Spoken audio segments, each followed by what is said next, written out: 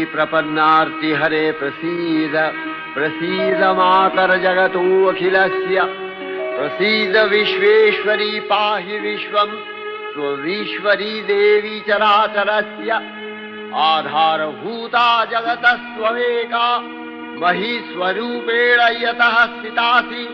अपां स्वरूपस्थितया तवैतदप्यायते कृष्णम् अलङ्घ्य वीर्ये वैष्णवी शक्तिरनन्तवीर्या विश्वस्य बीजं परमासि माया सम्मोहितं देवि समस्तमेतत् त्वं वै प्रसन्ना भुवि मुक्तिहेतुः विद्याः समस्तास्तव देवि भेदाः स्त्रियः समस्ताः सकला जगत्सु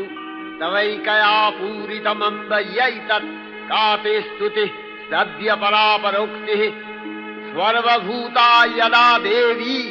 स्वर्गम्